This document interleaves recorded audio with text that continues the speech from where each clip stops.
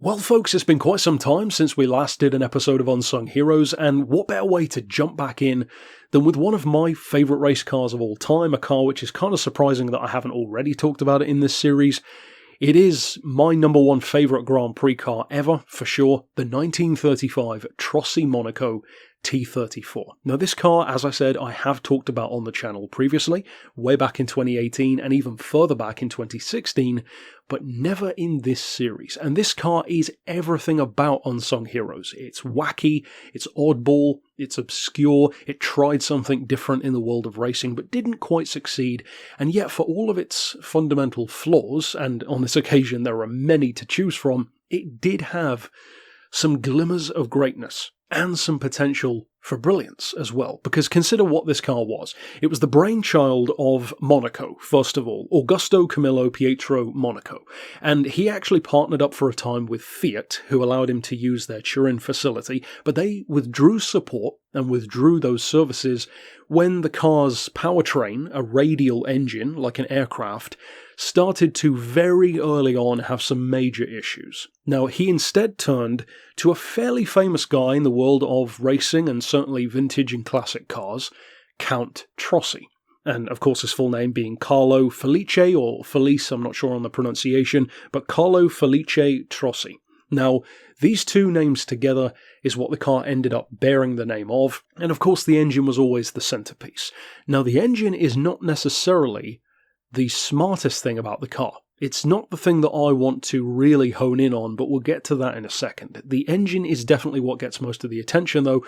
It's a 16-cylinder radial engine. It's kind of a twin-star setup, so you have 8 cylinders behind the other 8 cylinders, and each pair of cylinders actually shares a spark plug. Now, it's just below a 4-litre engine, so 4-litre, 16-cylinder, air-cooled, as you would kind of assume, much like an aircraft, and interestingly, it's actually a 2-stroke engine rather than a 4-stroke. Now the power is pretty decent, at least for the 1930s, 250 horsepower. The engine incidentally has a longer stroke than it does bore, so it's quite torquey as well. And it's not particularly high revving either, only about 6,000 RPM for peak power, and when testing this car at Monza, they even got it up around speeds of 140, 150 miles an hour. Again, in 1935, not bad at all.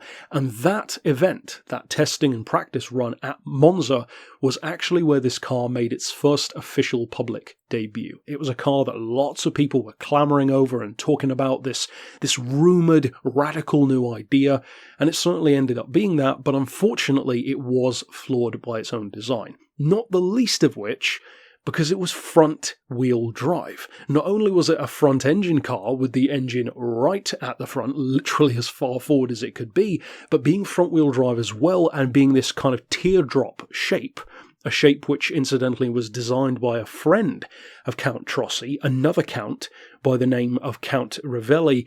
This shape meant that it was extremely front-heavy. 75% of the weight, in fact, was over that front axle, with only 25% over the rear, and with that kind of split and an FF layout, well, it was always going to be flawed, especially in a time when downforce wasn't even a thing that was being used yet, and aerodynamics were the name of the game. At least aerodynamics combined with a lot of power and very low weight. Now, the weight was certainly low. The car weighed around 700 to 750 kilos, so it was certainly very good. And with 250 horsepower, those are pretty decent numbers. But as you would assume, with such a heavy front end and front-wheel drive, plus, of course, a relatively powerful, very torquey engine, it had chronic understeer. But interestingly, it wasn't just the understeer that caused most of the issues. It actually also had a habit of firing spark plugs out of the engine while driving and overheating a lot. In fact, they took off the housing, which you can see in some of the images of the car that kind of encapsulates the engine, and in some photos you'll see it running without that cover to try and aid cooling, but they just couldn't get the car to a place where it was driving reliably and, crucially, safely. And if in 1935 standards it wasn't safe enough, well, that kind of tells you a lot about how bad this thing really must have been. Now, it was driven by Trossi himself, and unfortunately it was after that ill-fated first attempt. They actually tried to enter it in the Italian Grand Prix on July 8th, 1935, but it was withdrawn due to the aforementioned reasons, and then it was put into a barn. Now, unfortunately, in 1949, Trossi himself died, and his widow, Contessa Lizzetta, actually donated the car to the Turin Automobile Museum, which was a nice gesture, and ultimately it's a story of a car which was, in some ways, extremely ambitious. I mean, this car really did have some advanced stuff, not just using the radial engine in a car, that's a cool idea, but stuff like, for example, having independent suspension. That was pretty impressive for the time, and certainly having outboard drum brakes within the wheels, rather than what many cars would have chosen to have onboard drum brakes instead. So this really did have some good ideas peppered throughout what was an overall kind of self-undermining idea of this extremely nose-heavy front-wheel drive, radial-engined, overheating monster of a car. Now, the brilliance, I think, was there. It just needed a bit more refinement. Now, to me, the problem with this car is exactly the same problem that the Nismo LM machine ended up having. Of course, another front-engine, front-wheel drive, top-tier racer, decades, I mean virtually a century later, for want of a better term, at Le Mans. Now, of course, the Nissan wasn't quick enough, the hybrid system wasn't working correctly, but that car still had some of those issues that this had as far back as 1935. So it's no knock against them that they couldn't make it work. If even Nissan, with their kind of backing and their kind of development, still couldn't make it work, it shows just how ambitious this car really was for its time. Now, I believe having a front-wheel drive chassis in particular was probably the single best idea they had. The radial engine was cool, you know, the front-heavy design was unfortunate. Some of these smaller ideas like independent suspension and outboard brakes were great, but that front-wheel drive advantage, I believe, was right where it should have been. Because even though the weight undermined any advantage it could have had, the fundamental idea of having a front-wheel drive Grand Prix car, specifically in the earlier days of Grand Prix, I think was actually potentially genius. Because on certain tracks, that could have really given you an advantage. Because these cars were not using downforce, they had very unstable aerodynamics, most of them tended to cause lift, because they were inspired by aircraft wings rather than downforce wings, so they actually created lift at high speed instead of the opposite. So to have a car which could actually fly through corners with that front-wheel drive chassis advantage, it really could have been brilliant.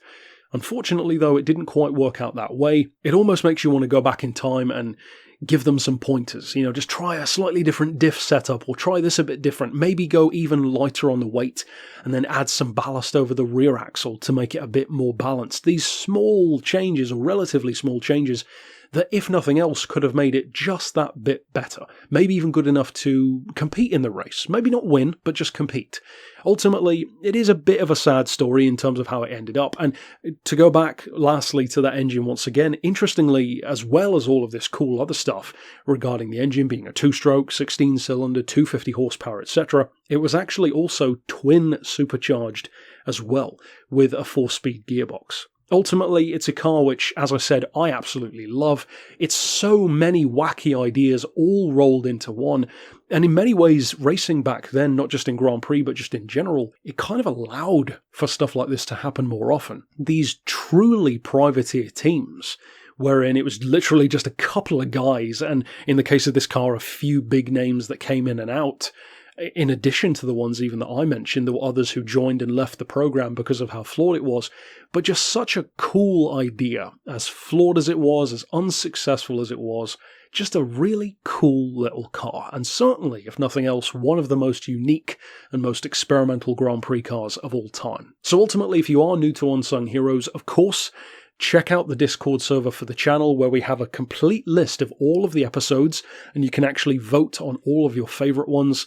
And of course, again, if this is your first episode, be sure to check out the others in the Unsung Heroes playlist, because there are a lot to watch. But that's it ultimately for this episode. Of course, I'll see you guys next time.